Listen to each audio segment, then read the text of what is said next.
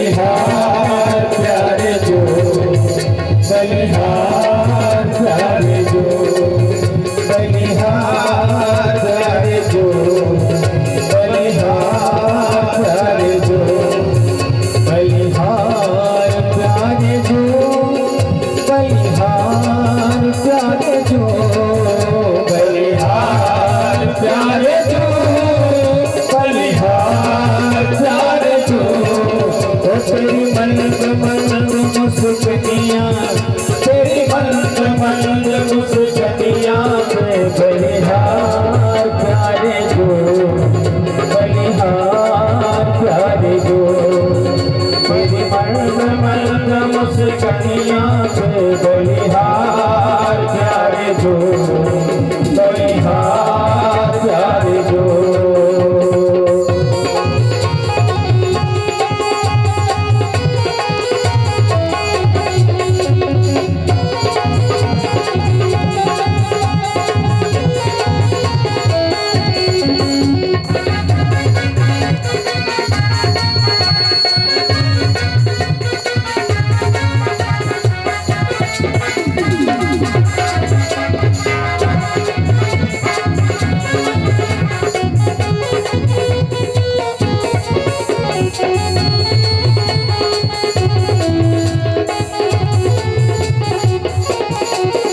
तेरे नैन अजब मतवारे लगते हैं प्यारे प्यारे, तेरे नैन अजब मतवारे लगते हैं प्यारे प्यारे, तेरे नैन अजब मतवारे लगते हैं प्यारे प्यारे, तेरे नैन अजब मतवारे लगते हैं प्यारे प्यारे। तेरी तिरछी सी चितवनिया, तेरी तिरछी सी चितवनिया पे बलिहार प्यारे जो, बलिहार प्यारे जो। तेरी तिरछी सी चितवनिया पे बलिहार प्यारे जो, बलिहार प्यारे जो। तेरी मर्द मर्द मुस्कुराइयां, तेरी मर्द मर्द मुस्कुराइयां पे बलिहार प्यारे जो, बलिहार प्यारे जो।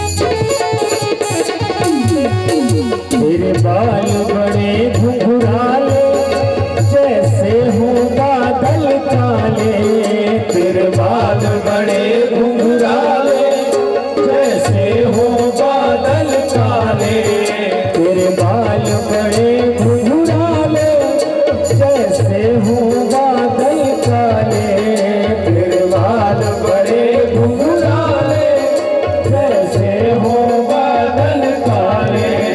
तेरी मोर मुकुट लख पनिया, तेरी मोर मुकुट लख पनिया पे बलिहार प्यारे जो, बलिहार प्यारे जो। तेरी मोर मुकुट लख पनिया पे बलिहार प्यारे जो, बलिहार प्यारे जो। तेरी मंद मंद मुस्कुराइयां, तेरी मंद मंद मुस्कुराइयां पे बलिहार प्यारे जो, बलिहार प्यारे जो, बलिहार प्यारे जो, बलिहार प्यारे जो।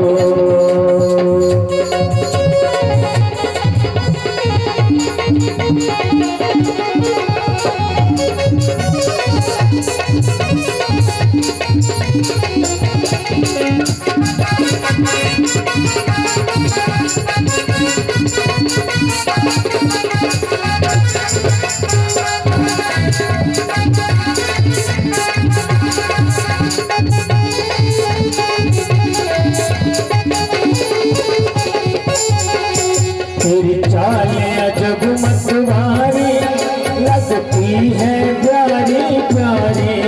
तेरी चालें अजब मतवारी लगती है प्यारी प्यारी। तेरी चालें अजब मतवारी लगती है प्यारी प्यारी। तेरी चालें अजब मतवारी लगती है प्यारी प्यारी। तेरी पायल की पैजनियाँ, तेरी पायल की पैजनियाँ पे बलिहार प्यारी गो, बलिहार प्यारी गो। तेरी पायल की पैजनियाँ पे बलिहार प्यारी गो, बलिहार प्यारी गो, बलिहार प्यारे गो, बलिहार प्यारे गो, बलिहार प्यारे गो, बलिहार प्यारे गो। तेरी मोर मुकुट लटकनियाँ, तेरी मोर मुकुट लटकनियाँ पे बलिहार प्यारे गो, बलिहार प्यारे गो, बलिहार प्यारे गो, बलिहार प्यारे गो, बलिहार प्यारे गो, बलिहार प्यारे गो। बोलिए वृंदावन बिहारी लाल की जय। आइए चलते हैं रास के अद्भुत प्रसंग में। इतना पावन, इतना अद्भुत चरित्र है, इतना अद्भुत प्रसंग है। रास के प्रसंग को यदि सुनना है, हरिदास स्वामी ने लिखा है, जो बांके बिहारी, जो प्रभु इस संसार के अधिष्ठाता है,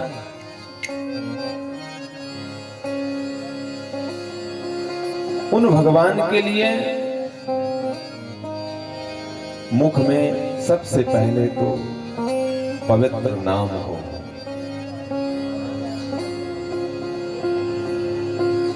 जो नवधा भक्ति का वर्णन है,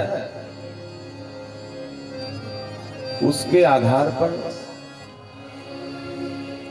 श्रेष्ठ गुरु बना, जो दक्ष हो, जीवन का जो बोध करा सके। प्रथम सुमिरि भागवत भक्त भगवत द्वितीय आराधे भक्ति व्यास नवभाति बखान। तृतीय करे गुरु समुझ दक्ष सर्वज्ञ रसीलो। चौथे होई विरक्त बसे बनराज बसे। पांचे भूले देश तब छठे भावना रास। साते पावे रीति रस श्री स्वामी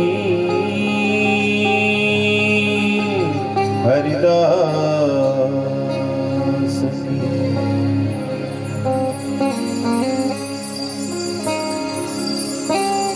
श्री स्वामी हरिदास की।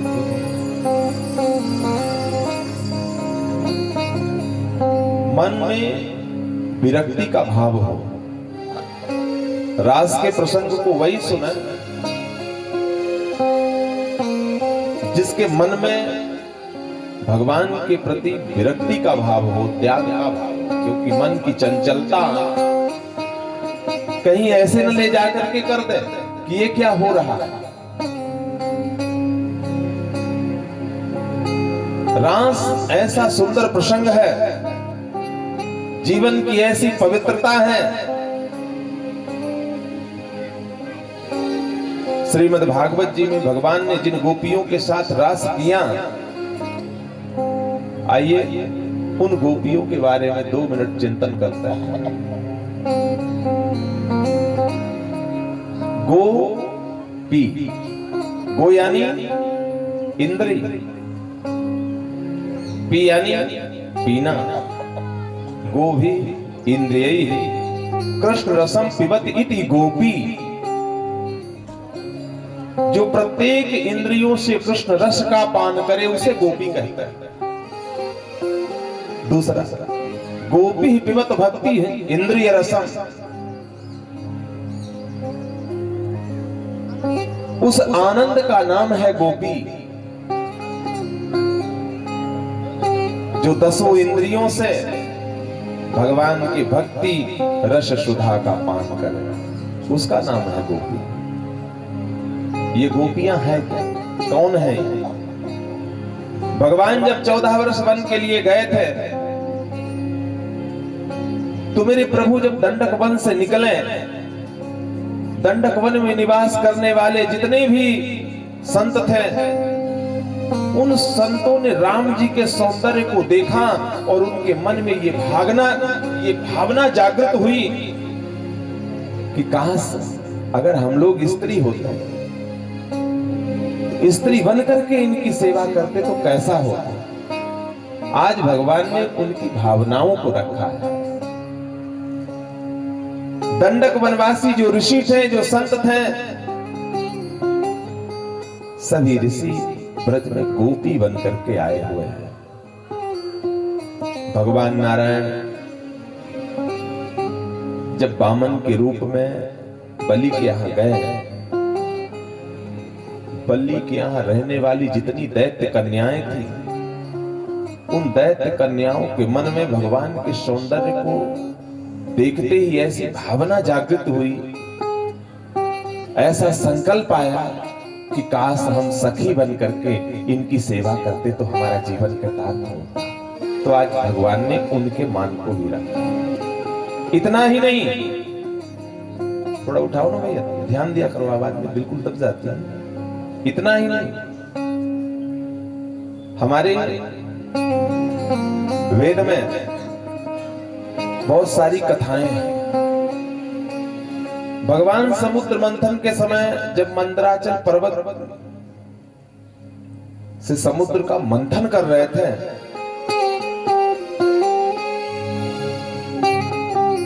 कश्यप भगवान के उस दर्शन को, कश्यप भगवान के उस दृश्य को देख करके मत्स्य कन्याओं ने ऐसा मन में संकल्प लिया कि काश